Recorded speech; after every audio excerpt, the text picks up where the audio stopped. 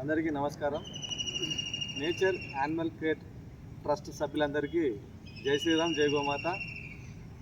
రామకృష్ణపురం ప్రాంతంలో బీజన్ సెంటర్లో ఉన్నటువంటి శ్రీ సరస్వతి శిశు మందిర్ పాఠశాలలో శ్రీ సరస్వతి గోశాల ప్రారంభం ఘనంగా నిర్వహించుకోవడం జరిగింది.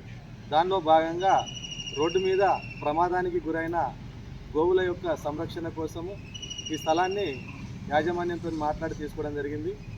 అదేవిధంగా ఈ గోశాల నిర్వహణ కోసము రామకృష్ణపురం వాస్తవ్యులు భాగ్యలక్ష్మి, కాంచన తల్లి కూతుర్లు గరుకు స్తంభం ఒక 2, అదేవిధంగా గోశాల చుట్టూ పరహారీ లేకపోవడంతో వారు పెన్షన్ కోసమని 20,000 రూపాయలు, గరుకు స్తంభం కోసం 10,000 చొప్పున డబ్బులు నేచర్ యానిమల్ కేర్ ట్రస్ట్ అధ్యక్షులైనటువంటి మర్రిస్వామికి ఇవ్వడం జరుగుతుంది.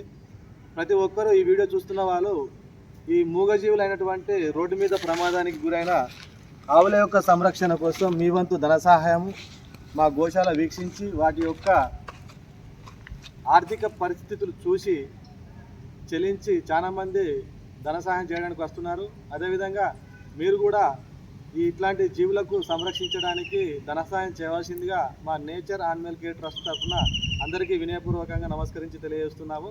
దయచేసి మూగజీవులన్నింటినీ కాపాడుదాం, భావి తరాల పిల్లలకు సజీవంగా పరిచయం చేద్దాం. జై శ్రీరామ్, జై గోమాత.